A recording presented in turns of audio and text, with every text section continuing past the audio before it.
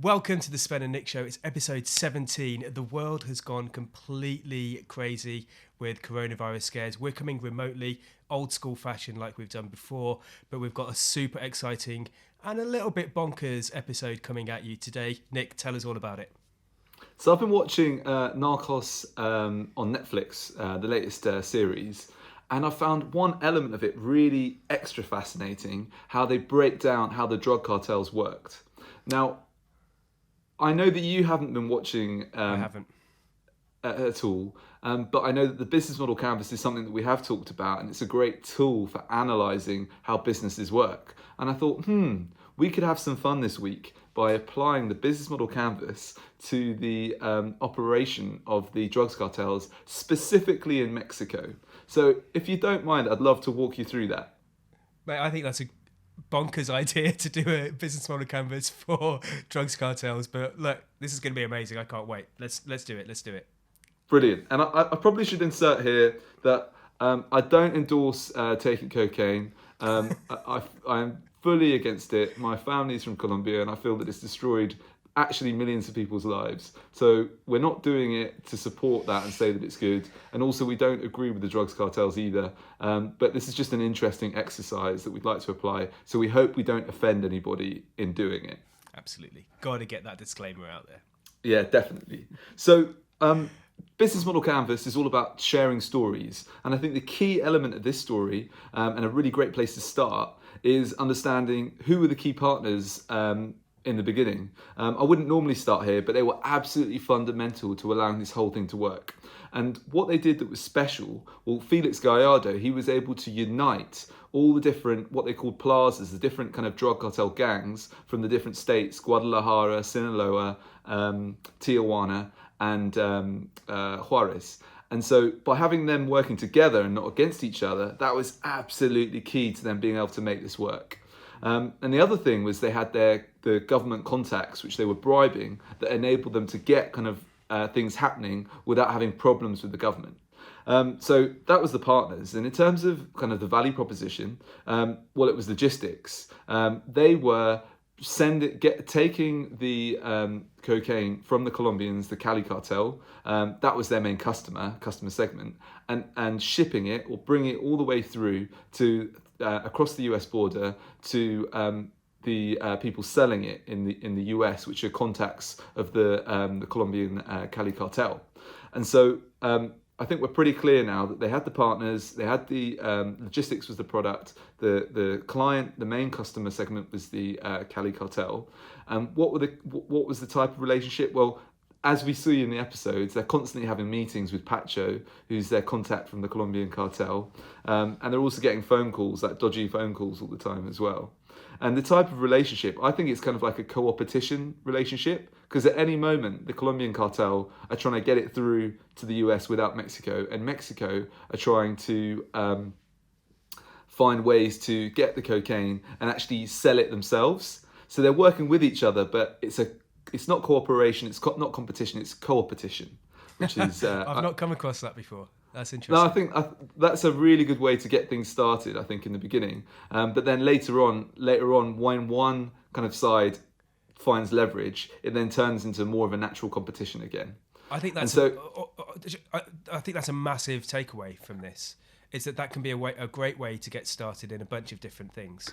So working out how you can partner with people to get in a kind of a cooperative in order to get something off the ground. With that, eventual strategy of maybe consuming that or going into competition directly with those people that you're partnering with in the first instance.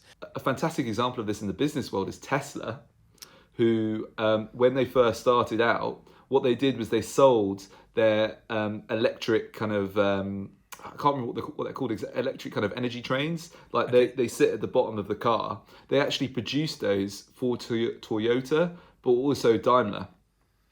Was it Daimler or Mercedes? And so they sold those in the beginning, which meant that they didn't really want to be selling them, but they did that to be able to make money in the beginning to help get them going. So it's this kind of like working together as a co-opetition, but then later on not doing that anymore once they're kind of more established. So yeah, as you say, fantastic way to get things started. And also the relationship, you could probably call it B2B. You could call it C2C, cartel to cartel. I'd also describe the also it would have been relationship. H to H as well. Human to human. Definitely. Slightly morally questionable human to human. Yeah. And also, I would describe the relationship as kind of fear and kind of power based. They're constantly kind of like scaring each other and trying to get each other to do stuff they don't really want to do, and they're trying to keep face, but quite difficult. Yeah.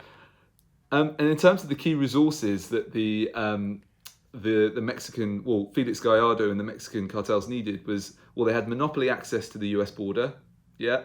No one else could kind of get access to that, which was absolutely key.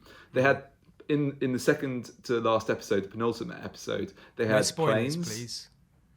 Interesting. At this point, you might not want to it. continue. Yeah. But they had some planes, 6 like jumbo jets, which meant they were able to transport the biggest quantity of cocaine that they ever transported before. They had a lot of money as well, which meant they could pay the bribes. But also, Felix had a hotel business that he could use as cover-up for looking like a normal citizen as much as possible. And then the key activities were, probably paying bribes to politicians was a huge part of it, but also transporting the cocaine, of course. And in terms of kind of like the cost structure, the bribes, huge, paying cartel members as well, paying for the planes because they had to pay them at top dollar because they got them at an auction. Of course, the hotel business had a lot of costs, but that was offset by the cocaine sales. But what was interesting was they were only paid when they were paid by the customers buying them in the US. So there was quite a delay to get the money, which caused problems internally with the federation of the different gangs, because they were annoyed that they were getting. It was like a year. It was taking like a year to get paid, I think, roughly. So they were quite upset about that because it was highly lucrative. They had a lot of assets, but they didn't actually have that much money. And so later on, what they suggested was actually being paid in their cocaine, which meant that they could move into the selling the cocaine themselves directly to the consumer. So that was a whole evolution in the business model, which I think was really, really interesting. So as well. I guess the way to describe that would be from wholesale to retail. So they were a wholesale company selling to other retailers essentially, and then they kind of went into retail themselves, direct to customers. Absolutely, but what was interesting for the Colombian side was that it was like a Colombian sandwich, because you had the Colombians were the producers and the direct to consumer sellers, and the Mexicans were in the middle, just being the logistics really. Got it. I like that. The Colombian sandwich. I guess they're the middleman. That's the distribution company to other retailers, and I really like that idea of diversifying the business model. Really, of like the wholesale into the retail world, and I guess so. When you said they got paid in cocaine, so they got a cut of the cocaine, so that then they could retail that out in their local areas or whatever across Mexico. Would they? No, what it was they. So the Colombians. This is purely based off of the series, and I don't know how much this is factually correct. The Colombians, Felix was in a very weak position because the cartels were starting to kind of get angry with him, and like someone had even tried to shoot him. So the Colombians knew that he was quite weak, and so they kind of called, like, he was trying to not show that he was weak, and he asked for more cocaine to be passed through him. Yeah. And they called his bluff, and then said that they could produce probably more cocaine than they'd like done in I don't know, in a year, but like a massive quantity of cocaine. At which point he went, fine, we can do it, but he was not ready to do it. But that's where they bought the 6 jumbo jets, and so that was massively high risk, because if he fails, he dies. Like, they'll kill him. He's done. But if he does it, he becomes the most powerful, like more powerful almost than the Colombians. Well, okay. Or at least is on the route to that. So therefore, spoiler alert, he did it. He pulled it off. And then what he did was he went back to them and said, you know, you, like, really, like, directly, you did that to try and mess me up. but I've done it now. You guys are in trouble now. So actually, I've got there's a new deal that we're doing. And the new deal is that half of what you pay us in cocaine. And I think the other thing was you pay us the other half up front. Right. So the deal went totally in the Mexicans' hands. And that's where the Colombians were the stronger kind of like group, you know, in the whole trade of cocaine. But then this is, I think, the beginning of the Mexicans becoming the more powerful partner in the whole process of getting cocaine from Colombia to the US. So, which is probably not unlike the reality of a lot of businesses that have that kind of distribution partner and that person in the middle. Either they become really powerful, or they become, or they're not needed. You can skip them. You can circumvent them and go around them, or whatever, or kind of make their position untenable. So I think that probably is something which is interesting. If you think about platform businesses, like relate this back to kind of real world businesses, platform businesses are essentially providing the tools, the plumbing, the infrastructure for businesses to build on top of. If you're almost that key partner that's needed in order for other companies, that can go kind of one of two ways for a lot of businesses, where they either they either plumb in the really important, like it's so needed because it's a key resource or a key partnership that's needed in order to continue to do your business, or people end up building that infrastructure layer themselves and kind of going around them and then maximizing their profits through it as well. So I guess it can happen in a couple of ways. We've seen it happen with Apple, for example, as an amazing platform company that have totally killed it with regards to the App Store and everything that they've been able to do. But you've seen other places that have not been able to do the similar kind of thing. So I think there's loads from doing this business. I was skeptical to start with, to be honest, about like talking about drug cartels with regards to a serious face and business model canvas. But I think there's loads of things that we can pull out from it. So I think I love the idea of that diversifying, as I talked about earlier, from wholesale into retail, trying to figure out how you can maximize your profit, maximize your revenue, but also enables you to have a different business model that's going to generate different levels of profit and different margins and all that kind of stuff. I'm sure. I love this idea of the importance of key relationships and key partnerships. That could be the cornerstone of which a business can be built.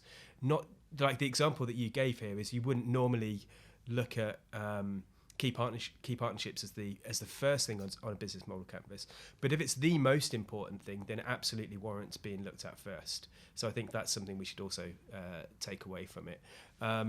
Anything else that you've kind of thought about that I've missed? I'm just so happy that what we've done is I've been able to explain quite a complex model, which is the way that drugs were being created and sold, or created, delivered and sold to the US market very quickly in about 10 or 15 minutes. Yeah. And then we can have a really kind of detailed, precise discussion around it as a result, because you're fully up to speed with it. Mm-hmm. So I think that's such a benefit of using a tool like the Business Model Canvas. Yeah. And I think also it reminds me of when we used to work together at a previous company. I used to, every time someone new came in the company, I'd share with them the Business Model Canvas of the company, and they were able to understand very quickly how it worked. Yeah. And so there was one person I didn't show for 6 months, and then I did show them. I'd managed to get to them, and they went, "Wow, I had no idea how the business worked, and now I get it." Yeah. So I think this is a really wonderful example of how, a wonderful but also wacky example of how using a visual tool like the Business Model Canvas can really help get people up to speed much faster than not using it. Is there a place where, like a big repo website, repository, whatever, where you can go and check out business model canvases for loads of different companies? Does Strategizer have that on the website or anything like that? I think Strategizer, in the new book, The Invincible Company, I've seen in some of the kind of early versions of it, they've got quite a lot of detailed breakdown of big companies. So you'll be getting that soon in that new book when it comes out, I think in a few months. Okay, cool. I mean, that's great. Nice little ad for them as well. We love those guys, so that's always good to do. But feel free, if you want to shoot us some dollars over, we're happy to do a proper ad for them too. This episode was sponsored by exactly. But actually, I think that would be a really cool thing to have. Like if there were a load of case studies where it's, I'm not talking about great levels of depth. I'm talking about the simplicity that you're able to get to with your business model canvas. And some of the critique that you've given me on some of my business model canvases has been that it's been too wordy, too complex. Like, get rid of the amount of post-it notes, get rid of the amount of words that you're using, and to get that level of simplicity so that you can gather what it's all about very quickly. I think that would be a really useful resource. We should build it. Is it Occams Razor? What's the simplicity one? Is it what? What's the simplicity mental model that we talked about in the last episode? It's Occams Razor. Occams Razor. Occams Razor Yeah. is fantastic when applied to business models and the stories around them. There we go. Because it helps us really get to the point without the fluff, so that we can tell a nice, clear, concise story. So I think that's a nice connection between this episode and the last. It's a great connection. It's a great place to pause it. Let's stop it there. I think we've just peaked in every way, but really fun. And do you know what? One other thing, this has forced me, and it's made me want to go and check out Narcos properly. So that's a cool thing too. Sweet. Well, enjoy, and I hope if you haven't watched it, please do check it out. I hope I haven't spoiled it. I don't think I spoiled it too much for you. I think you'll really enjoy it. But until then, subscribe to the show if you're watching on YouTube, or follow on Spotify and Apple Podcasts. Basically, hit all the buttons. Hit all the buttons. All of them. Click, click, click, click, click, click, click, click, click. Yeah. And until next time, stay happy, stay healthy. Cheers. Cheers.